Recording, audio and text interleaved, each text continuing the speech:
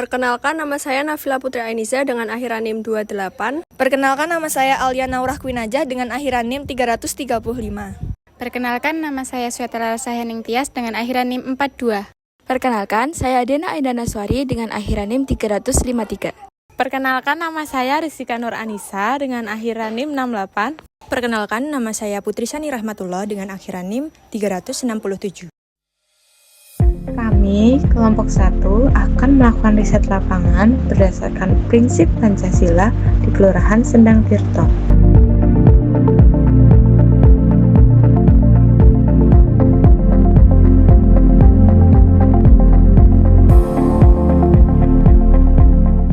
Kalau saya sendiri di sini di bidang pembangunan atau ulu-ulu, kalau di Yogyakarta disebutnya ulu-ulu. Itu bidang pembangunan dan pemberdayaan masyarakat. Kalau yang terkait dengan bidang pembangunan, biasanya mereka melalui musyawarah di Padukuhan ya, untuk nanti dia disampaikan di musyawarah kelurahan, karena sebenarnya kalau di kelurahan itu kan sudah ada dokumen per tahun kegiatannya apa. Insya Allah, tapi secara keseluruhan pada umumnya kami memberikan pelayanan semaksimal mungkin kepada masyarakat yang membutuhkan, baik itu baik dari pembangunan maupun termasuk layanan dasar, kesehatan, pendidikan, dan mungkin kebutuhan administrasi kependudukan. Sangat tinggi toleransinya, karena memang sebagai pamong di kelurahan itu memang harus bisa momong, istilahnya momong itu bermacam-macam warga tuh Mbak, macam-macam agama, macam-macam prinsip, pengertian itu memang sangat-sangat toleransi. Jadi untuk toleransi agama sangat tinggi.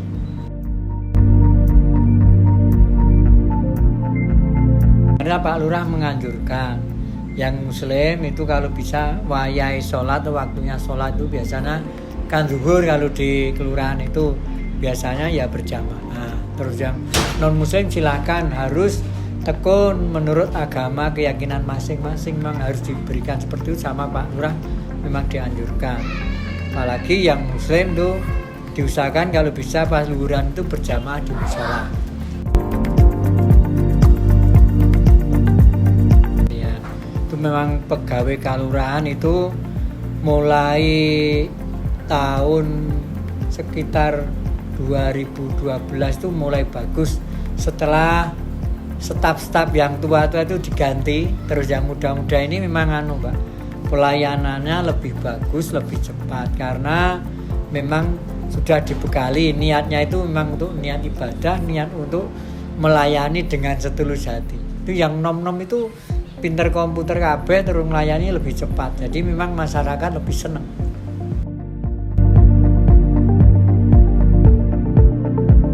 Itu leres itu pasti Mbak, karena apa, di sana kan sudah ada kartu antrian juga, jadi tidak membedakan itu siapa-siapa. Kadang-kadang malah si pamong sendiri malah sok dikerek ngalah sama warga yang umum. Kita harus adil gitu.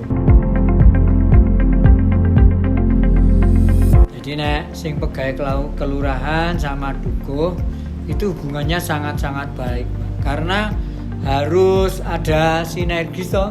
Jadi hal-hal yang harus disampaikan dari staf atau kaurkasi itu nanti mesti disampaikan ke Pak Dukuh. Jadi memang semua hubungan antara dukuh, staf dan kaurkasi dan Pak Lurah dan Pak Caleg itu semua berjalan dengan baik dan harmonis Mbak. Jadi informasi apa saja bisa sesegera mungkin untuk disampaikan. Apalagi kalau mengenai yang krusial, artinya yang krusial itu memang yang orang-orang tidak mampu, khususnya untuk bantuan-bantuan itu memang harus segera, sebab nek tidak nanti jadi permasalahan di Padukuhan. Konflik itu di Padukuhan atau masyarakat itu ya kadang-kadang ada ya, tetapi alhamdulillah semuanya bisa diselesaikan dengan baik, karena kadang di masyarakat itu ada yang ada yang minum kan ada juga. Itu kan menimbulkan kegaduhan, kekisruhan, terus ada warga yang nggak senang, akhirnya jadi ya baku hantam. Itu pernah terjadi di sini. Tapi alhamdulillah saya lerai, saya damaikan di rumah ini juga dengan kesadarannya bisa damai dengan baik, Pak.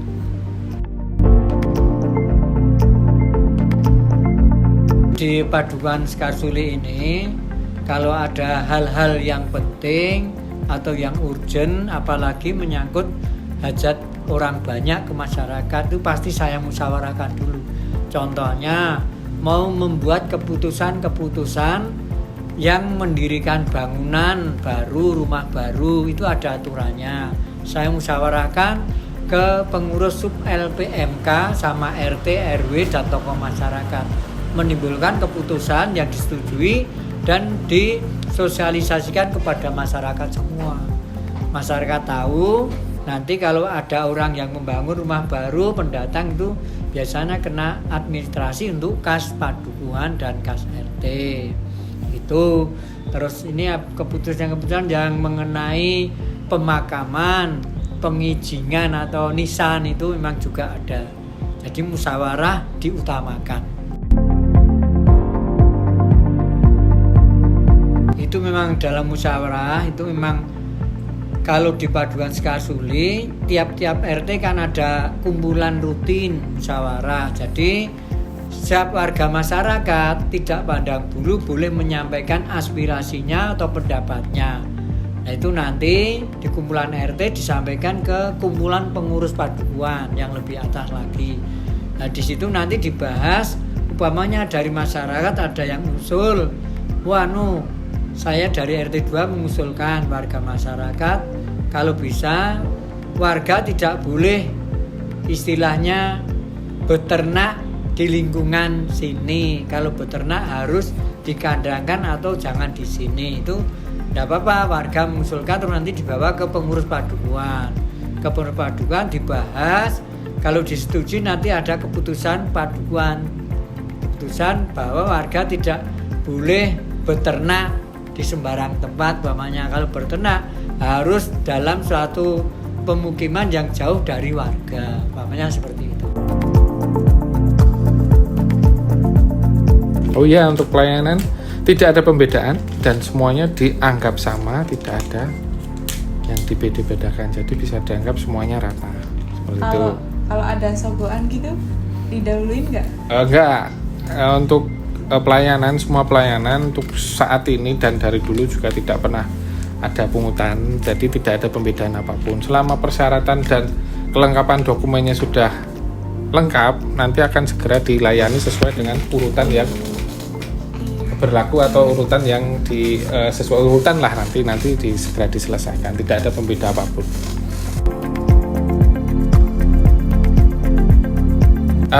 Kita selama untuk sesama pegawai kita memberikan saling memperhatikan, juga saling mengingatkan terkait dengan pelayanan. Apabila ada yang kurang di pelayanan kami tidak segan untuk mengingatkan teman kami. Apabila masih ada kekurangan atau pembedaan, kita akan saling mengingatkan.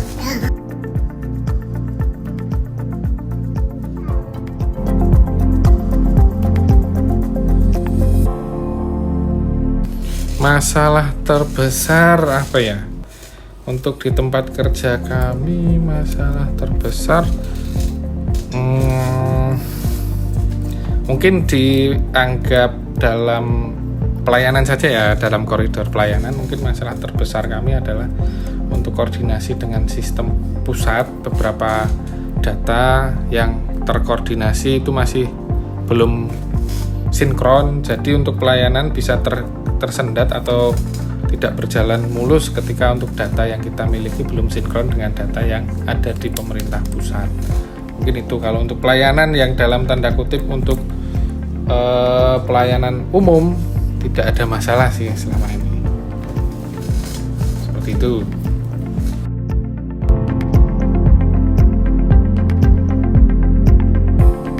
Insya Allah sudah untuk nilai-nilai Pancasila sebisa mungkin kita terapkan di di tempat kerja kami, terutama di pelayanan publik, karena untuk pelayanan publik kita utamakan karena untuk kepuasan atau untuk membantu masyarakat atau warga yang membutuhkan pelayanan terbaik.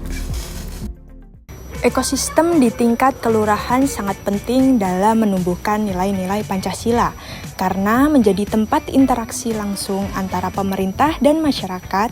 Berdasarkan hasil wawancara, terlihat bahwa nilai seperti toleransi, keadilan, dan musyawarah sudah diterapkan dalam pelayanan dan kehidupan sosial. Lingkungan ini membentuk kebiasaan hidup rukun dan saling menghormati, sehingga menjadi dasar terbentuknya peradaban yang Pancasilais. Konsep verbal, denotatif, dan konotatif. Konsep verbal terlihat dari penyampaian nilai melalui arahan lurah, apel pagi, dan musyawarah yang dilakukan secara langsung kepada pegawai dan masyarakat. Konsep denotatif tampak dalam tindakan nyata, seperti pelayanan penggunaan sistem antrian dan tidak membeda-bedakan masyarakat.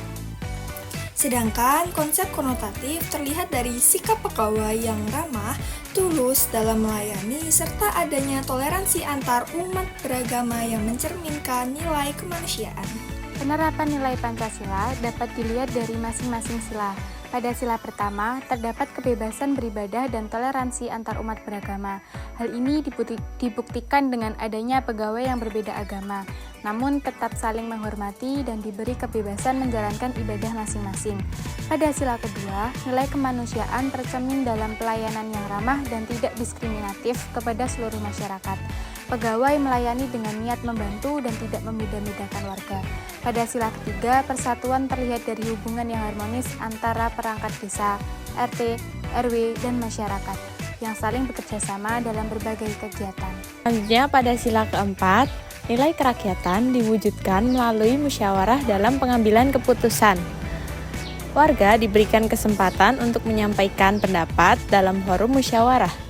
Pada sila kelima, nilai keadilan sosial terlihat dari pembagian bantuan yang didasarkan pada kebutuhan serta pelayanan yang merata kepada seluruh masyarakat tanpa pilih kasih. Masalah yang ditemukan di lapangan adalah adanya perilaku konsumsi minuman keras yang menyebabkan konflik dan mengganggu ketertiban masyarakat. Dari nilai dasar, masalah ini bertentangan dengan nilai kemanusiaan, persatuan, dan keadilan sosial dalam Pancasila.